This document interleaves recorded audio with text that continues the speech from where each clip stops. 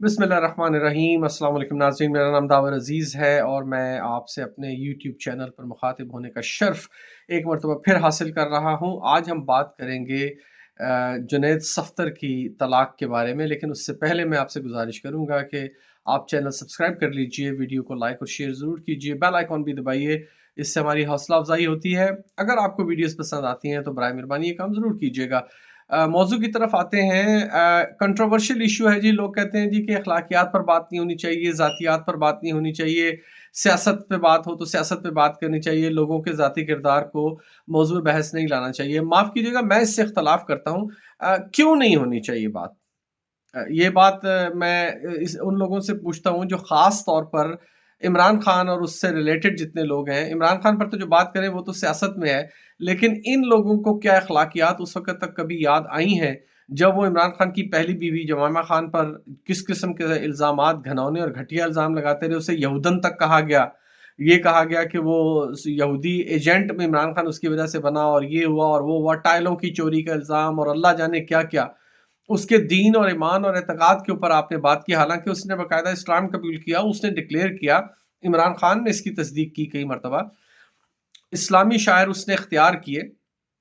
आप ये हदीस जानते हैं कि नबी सल्लल्लाहु अलैहि वसल्लम ने फरमाया कि अगर किसी के ईमान पर आप फतवा लगाएं, यानी कि किसी मुसलमान को आप काफिर कह दें, और तो वो फतवा दो में से एक को काफिर कर देता है। कैसे काफिर करता है कि अगर कोई काफिर है तो वो तो काफिर रहेगा, फतवा उस पर लग जाएगा। लेकिन अगर वो साहिब ईमान हो तो फिर फतवा लौट कर लगाने वाले पर आता है और उसका ईमान चला जाता है। ये हदीस आप चेक कर सकते हैं, रेफरेंस चाहिए होगा तो मैं आपको दे दूंगा, थोड़ी सी रिसर्च कर लें। ये हदीस सही हदीस है।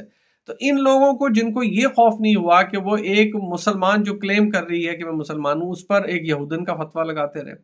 उसके बाद इन्होंने जो बेनज़ीर भुट्टो के साथ जो कुछ किया, जो रेहाम खान के साथ किया, उसने तो अपनी बात के करतूत से खुद साबित कर दिया कि शायद वो मुस्तहिक थी इन बातों की। और अब जो बुशरा बीबी के ऊपर जो कीचड़ उछाला जा रहा है, मुझे अगर कोई ये समझाए। लोग कहते हैं जी जुनैद सफ्दर का सियासत से क्या ताल्लुक है? जुनैद सफ्दर का सियासत से उतना ही ताल्लुक है जितना इन इमरान खान की 3 बेगमात का ताल्लुक है। बुशरा बीबी का इस वक़्त सियासत से क्या ताल्लुक है?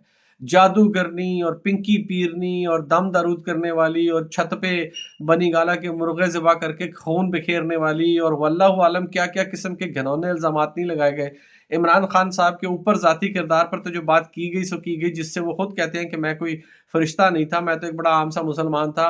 कभी-कभार नमाज़ पढ़ लेता था, उसके बाद अल्लाह ने मुझे हिदायत दी, मैंने तौबा की और अपने रात दुरुस्त की, बजाय इसके कि उसे एप्रिशिएट किया जाए, उन पर इल्ज़ाम लगे, उनको एक तरफ कर दें, वो सियासत में है। लेकिन क्या इमरान खान से ताल्लुक़ रखने वाली उनकी बेगमात में से किसी ने सियासत की? तो फिर जुनैद सफ्दर पर ये बात क्यों नहीं हो सकती? माफ़ कीजिएगा, मैं इस मंतक से, इस लॉजिक से मैं बिल्कुल एग्री नहीं करता कि जी ज़ातियात पर बात नहीं होनी चाहिए। जुनैद सफ्दर की शादी और फिर उसके बाद उसका वलीमा जिस पर अरबों रुपए लुटाए गए, क्या वो ज़ातियात नहीं थी? क्या वो पब्लिक फोरम्स पर, सोशल मीडिया पर, इलेक्ट्रॉनिक मीडिया पर, प्रिंट मीडिया पर कितने हफ्तों डिस्कस नहीं होता रहा? किसी ने उस वक़्त आवाज़ उठाई। जुनैद सफ़दर ने जो अपने ट्वीट में जो लिखा है कि मैं इस पर बात नहीं करूँगा, मेरा ज़ाती मामला है, बस ये मामला यहाँ ख़त्म समझें, I wish her good luck. तो क्या ये ट्वीट उन्होंने उस वक़्त करने की ज़हमत की कि ये मेरी शादी है, ये मेरा ज़ाती मामला है, इस पर आप दखल-अंदाज़ी ना करें, इस तरह से इस पर तबसरे ना करें। उस वक़्त तो हर मीडिया चैनल की ये बात ज़ीनत बना हुआ था, उस वक़्त ज़ातियात कहाँ गई थी? तो माफ़ कीजिएगा, मैं इस लॉजिक का बिल्कुल कायल नहीं हूँ कि जी मीठा-मीठा हप और कड़वा-कड़वा थू। जुनैद सफदर एक सियासतदान के पोते नवासे हैं और एक सियासतदान के बेटे हैं, तो लिहाजा उनकी लाइफ भी उसी तरह डिस्कस हो सकती है जैसे एक दूसरे सियासतदान से ताल्लुक रखने वाली शख्सियात की हो सकती है जिनका सियासत से कोई ताल्लुक नहीं है। जुनैद सफदर मैं आपको लिख कर देता हूं कि आज नहीं तो कल, कल नहीं तो परसों, लेकिन वो सियासत में आएगा जरूर। ये खानदान हुकूमत करने के लिए, सियासत करने के लिए तो पैदा हुआ है, इसके अलावा इनका काम और क्या है? क्या काम है इन्होंने, क्या जिंदगी में क्या काम किया इन्होंने, और मुझे कोई बता सकता है? तो मैं इस बात का कायल नहीं हूँ। जातियात पर बात होगी, वजूहात उसकी जो भी हूँ। मुबैना तौर पर मरियम सफदर अमान ने अपनी बहू को मारा पीटा भी है, उनकी लुक्स पर भी उनको शिकायत थी। शहबाज गुल साहब ने इस चीज़ के ऊपर बड़ा तफसील से वीलॉग किया, आप देख सकते हैं। वजूहात जो भी रही हों, 1.5 पौने 2 साल के बाद जिस तमतराक से ये शादी हुई थी, उतनी तमतराक से ये तलाक होगी और अब ये मीडिया की जीनत बनेगी, ये डिस्कस होगी। तो शीशे के घरों में रहते हो, उन्हें दूसरों पर पत्थर नहीं फेंकने चाहिए। Those who live in glass houses should not throw stones at others. تو یہ مقولہ یہاں پر بھی ساتھ آتا ہے کہ آپ دیکھ لیں جس چیز کے اوپر کہ یہ تو گھر نہیں چلا سکتا، یہ تو اپنا گھر نہیں چلا سکا تو ملک کیا چلائے گا. عمران خان کو بڑے تضحیک آمیز انداز میں مخاطب کیا جاتا تھا. تو یہ گھر نہیں چلا سکتا، تو یہ اب اپنے گھر میں جب وہی چیز وہی وقوع ہوا ہے تو اب اس کے اوپر خاموشی کیوں سادھی جائے، اس کو ڈسکس کیوں نہ کیا جائے. بالکل یہ ناکامی ہے شریف خاندان کی کہ پونے 2 سال ایک بہو کو نہیں رکھ سکے، اسے خوش نہیں رکھ سکے. بھائی خوش نہیں تھی یا جنید صفدر خوش نہیں تھا تبھی تو طلاق ہوئی ہے. اور وہ بچی جو جس طرح سے اس نے بیان کیا ہے کہ اس طرح سے رہنا اس کے لیے ممکن نہیں تھا، اور یہ اور گھٹن اور یہ اور فلانا ڈھمکانا، تو ان چیزوں کو بھی پھر پبلک میں ڈسکس ہونا چاہیے. میرا آج کا ویلاگ مختصر ہوگا، میں صرف یہی میسج دینا چاہتا ہوں کہ میٹھا میٹھا حق اور کڑوا کڑوا تھو نہیں ہو سکتا. اگر کسی سیاستدان کی زندگی اس کی سیاست سے ہٹ کے آپ اس کی ذاتیات پر بات کریں گے تو پھر خود بھی وہی ٹریٹمنٹ لینے کے لیے آپ کو تیار رہنا چاہیے. اسے کہتے ہیں to have the taste of your own medicine. جو آپ دوسروں کو دوائی کڑوی کھلا رہے ہیں نا، اس کا سیلا مزہ آپ خود بھی لینے کے لیے تیار رہے. اگر یہ تیاری نہیں ہے، اگر اتنی تاب نہیں ہے، اتنی ہمت نہیں ہے، اتنا تپڑ نہیں ہے، تو پھر آپ کو یہ کام کرنے سے باز رہنا چاہیے. شریف خاندان نے جس طرح سے دوسرے سیاستدانوں کی، چاہے وہ پیپلز پارٹی والے ہوں، چاہے تحریک انصاف والے ہوں، ان کی عورتوں پر، ان کے بچوں پر، ان کے بوڑھوں پر، ان کی بیویوں پر جس طرح کے رقیق اور گھنونے حملے کیے ہیں. اگر جنید صفدر کی طلاق صرف ڈسکس ہو رہی ہے، ابھی تک تو میں نے کوئی اس پر گھنونا حملہ نہیں دیکھا. لوگوں نے چیزیں ڈسکس کی ہیں کہ مبینہ طور پر یہ ہوئی ہیں، اندر کی باتیں ہیں، باہر کی باتیں ہیں.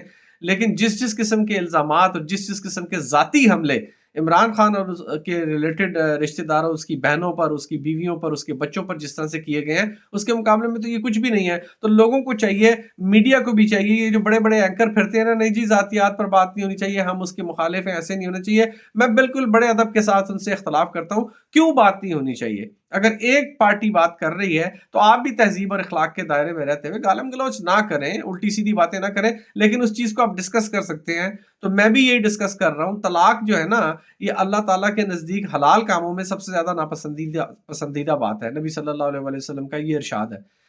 حلال ہے لیکن اللہ اسے ناپسند فرماتا ہے. تو بری بات ہے، بہت برا ہوا. وہ دونوں کی بھی نئی نئی شادی ہوئی تھی، واللہ عالم ان کی کیا وجوہات ہوئی طلاق کی.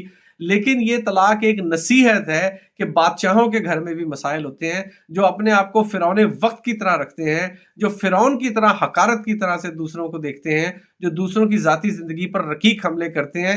اللہ تعالیٰ کی لاٹھی بڑی بے آواز ہے. یہ کام ان کے ساتھ بھی ہو سکتا ہے، یہ کام ان کے ساتھ ہوا ہے، انہیں برداشت کرنا چاہیے. اور اب جو ان پر تنقید ہوگی اور جو میڈیا میں ہو رہی ہیں باتیں، ان کو بڑے صبر اور حوصلے سے برداشت کرنا پڑے گا.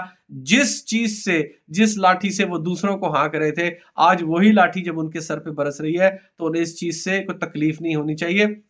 آج کا ویلاگ صرف یہ والا اتنا ہی. اس کے علاوہ بات کریں گے، اگلے ویلاگ میں بات کریں گے چند ایک موضوعات پر.